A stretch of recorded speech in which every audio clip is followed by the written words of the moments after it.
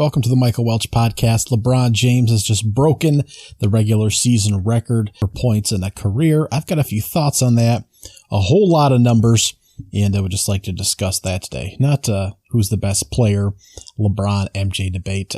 I'm really indifferent on that, and Kareem could very well be in that argument. And oh, hey, by the way, with all the talent in the league, it's possible that none of them will be standing as the best player in the next coming decade. So just a few thoughts to share here with LeBron setting the record. Looking for James. He's got it.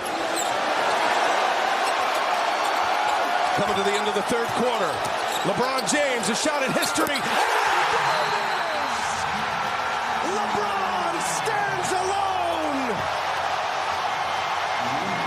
The NBA's all-time scoring record now belongs to LeBron James. Thank you to the Laker faithful. You guys are one of a kind. To be able to be in the presence of such a legend and great as Kareem, it means so much to me. It's very humbling. Please give a standing ovation to the captain, please.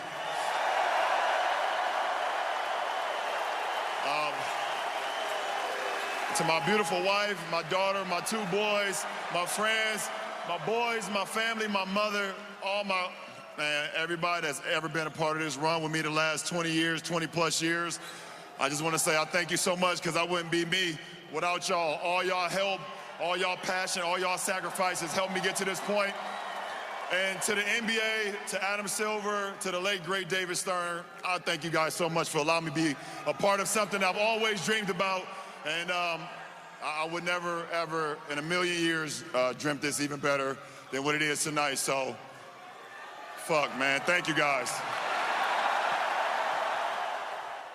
So LeBron comes in all suited up for this game, 36 points away from the record, over 200 media members accredited is what the report was.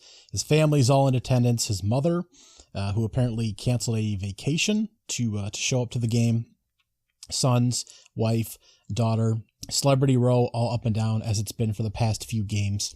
We weren't sure, though, if he was going to break the record tonight or if it was going to be against the Bucks on Thursday, because these are the two home games in the middle of a road stretch. He did sit out a game last week against the Pelicans, which seemed to kind of set it up so that he wouldn't kind of miss one of these two target games here, although it was for rest, of course, himself and Anthony Davis in that particular instance, but it certainly landed him here on this timeline. So the game itself, from the broadcast at least, seemed pretty dead itself, but you could tell that all eyes were certainly on the court with every shot, and it was a tough game. The Thunder led by 76 points at the half and ran through their ass like shit through a tin horn, to borrow a Nick Saban quote on the defensive ends. They just had no problems there, which signifies how difficult it's been for LeBron and the Lakers there, who are currently 13th, I believe, in the West. So this was actually a pivotal game in the playoff rankings here and trying to make the playoffs. So perhaps there was a little apprehension in the fact that they were getting their shit handed to them for a good chunk of this game, particularly when LeBron went out for rest just before halftime and the Thunder went on a big run and led by double digits. There are also reports afterwards that Westbrook was having a back and forth with some of the coaching staff, so there seem to be problems there. He could be on the move here with on the trading deadline as we speak, so we'll see about that. But yeah, the crowd, as intense as it looked, was not woofing and roaring other than when he hit a shot. So it was very, very tense up until the basket was hit there with 10.9 seconds to go in the fourth quarter. Now, LeBron didn't have a great relationship with Kareem, supposedly still doesn't, for a number of issues that probably make your Twitter fingers go. He doesn't know where LeBron stands on certain social issues. He doesn't feel sometimes that LeBron does enough for his community. It seems that he doesn't feel that LeBron does enough for his platform or speak out enough or appropriately. So some of the same things LeBron gets criticized for by you guys or normal Twitter people making comments. So that seems about the norm, and he has some real disagreement with Kareem. But he was there sitting baseline, but certainly made for an awkward hug once they stopped play after the basket for the photo opportunity. Really, really awkward there.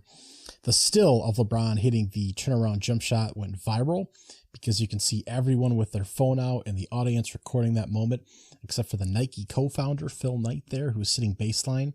It's a really cool photo, actually, both a moment in time and it kind of capture what times are like right now. Everyone with a camera phone out. Phil Knight in that moment, very inspirational guy, and just a very interesting, frameable photo. Worth noting that he was sitting next to LeBron's sons, including Bronny, who's currently looking at what college to go to next season. Oregon is on that list, where Phil Knight is an alumni and pumps a ton of money into that school and athletics department there. So just worth noting. As soon as LeBron hits the shot, play stops. It doesn't seem like there's any, disagreements. Pretty straightforward. There wasn't even a timeout called as far as I could tell. He goes out on, the court there. His family comes out. Media comes out. Play stopped for like a good 10 minutes. We have a presentation, the speech, and he does swear live on TV. And that same cut is left on all the clips and everything too. So that hasn't been edited anywhere. It just seems like that'd be something that you would probably bleep out. Doesn't bother me, but for any of the, of course, younger audiences which are watching, that was just a very interesting expletive to leave in there, even during these broadcast days. But it was heartfelt, and then they had to get ready for the game again with 10.9 seconds left again to finish the third quarter and go into the fourth, where they eventually lost the game. And again, Westbrook had a confrontation afterwards with the coaching staff, and they have some real problems sinking to the bottom of the West and might not make the playoffs. But a whole bunch of information I got here for you. NBA regular season points. That was the record. That's first place. 38,390 now, after the Thunder game and a couple more buckets. He did it in 150 fewer games than Kareem and 3,700 fewer minutes approximately. Now, he's only averaged 1.6 three-pointer made per game in his career, but 1.4 more free throws and almost 2 more attempts per game. So the three-point line is going to be an argument, of course, and how we got there. Does that make a difference? That kind of thing. But it's not like he's a high-volume three-point shooter. And the free throws make a difference as well, but still not a high volume there, and he made it a lot quicker. He can make the argument either way, just putting some context. Now, just worth noting further down that list, Carmelo's career might actually be over since he hasn't played in a couple of years, but he is 10th on the all-time scoring list, about 10,000 points back. Durant is 14th at just under 12,000 points back. He should comfortably pass Carmelo and finish no worse than 9th, I don't think. It's hard to tell with his health and how long he plans to play. He could move all the way up into the top 5, but it is difficult to tell.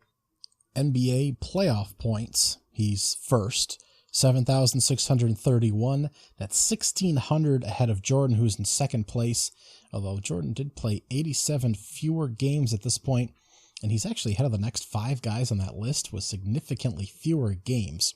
So he was scoring at a high volume there, but LeBron far and away ahead in the playoff points category.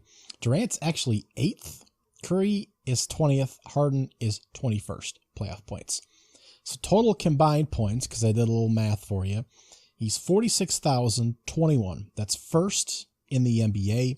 Kareem is second with 44,149. He actually passed Kareem in total career points last season. He's almost a couple thousand up. He certainly will be in the next couple of months.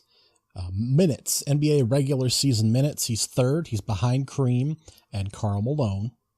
NBA playoff minutes, he's first, over 11,000 playoff minutes, 1,600 more than Duncan, who's in second, and he's played 15 more games. Just a high volume. Durant's actually 21st on that list as well, with 100 fewer games, but 2/3 of the time logged. So I don't know if anyone's quite going to make that playoff time. That's insane. NBA playoff games, he's first in 266 played. Second is Derek Fisher with 259 all time. Highest active player right now, as far as number of playoff games, is Andre Iguodala with 177. So he's almost 100 back. He's played 1,410 regular season games. He scored at least 10 points, 1,402 of those games. All but 8 times He scored at least double digits, and that's third in all-time total games of 10 or more points behind Kareem and again Karl Malone, the postman. 1,173 times he scored 20 or more points. That's first in total 20-plus point games. 531 times 30-plus points. That's second behind Jordan, who's got 31 more games in that tally. 74 times he's got 40-plus points. That's eighth on the list. Wilt Chamberlain's way up there with 271 games. Jordan is 173. Harden has 101. Durant has 60. Curry has 60. So they could still move up on that list. He has 14 50-plus point games. He's in a tie with Damian Lillard for 6th place there. Wilt, again, 118 times. He had a 50-plus point game, and LeBron has one 60-point game. Wilt has 32. Kobe has 6. Damian Lillard, James Harden, and Jordan each had 4. Elgin Baylor, can't forget him, he had 3 of them.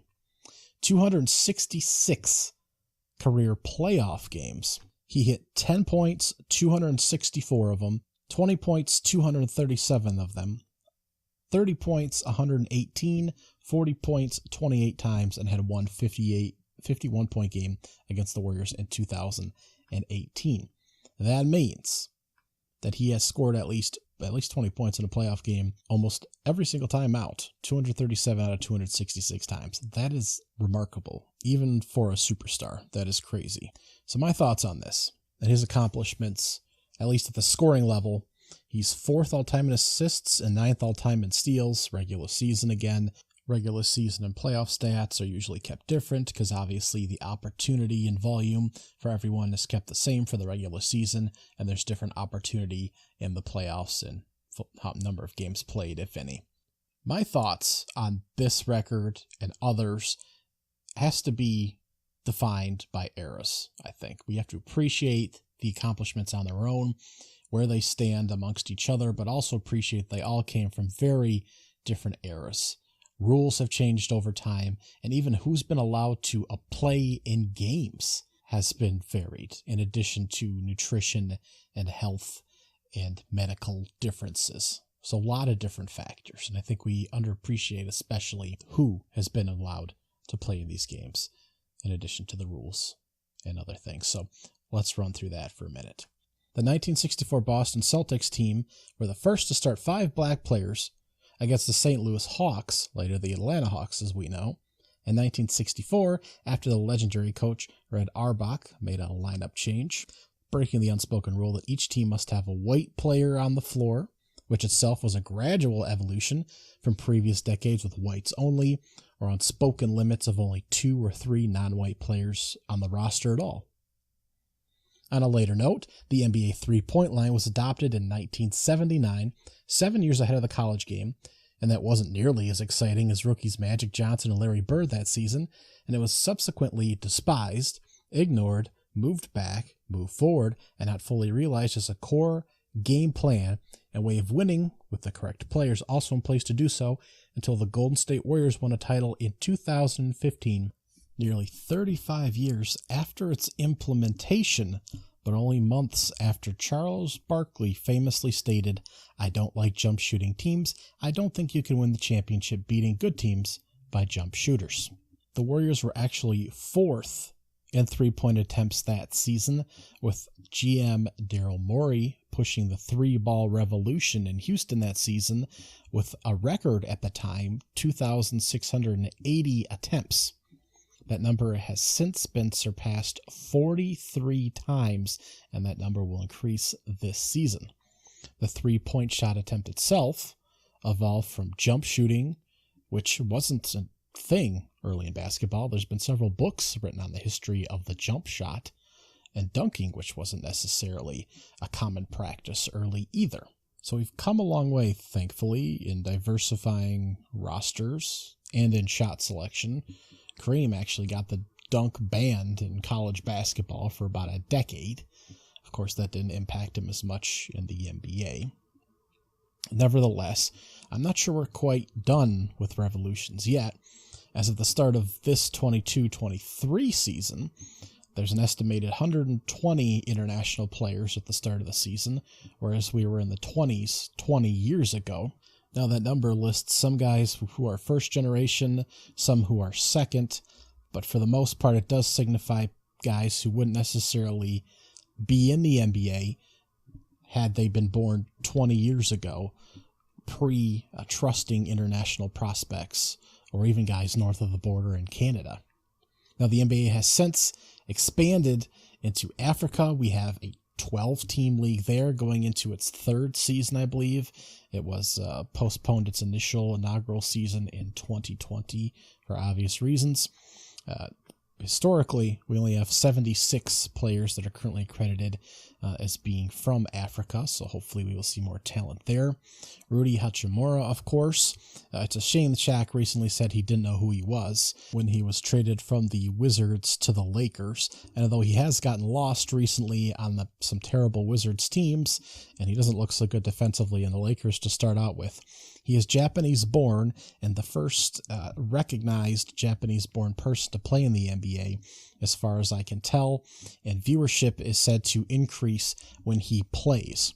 So although I sometimes, the narrative is we don't like to recognize necessarily people by the color of their skin, but by their talent. But sometimes you have to recognize that you see that in someone else that you can look up and say, hey, I see someone that looks like me in the NBA. I want to be like them too. So Japanese viewership is said to increase whenever he plays in Washington and now in LA, which he is now on a bigger platform. So despite his skill, it seems to be that he is viewed very highly as being a Japanese player in the NBA by folks of that ethnicity. So it's just a shame that someone like Shaquille O'Neal can go on and say, I have no idea who the hell he is, despite the fact that just by being who he is, he has an impact on the basketball world.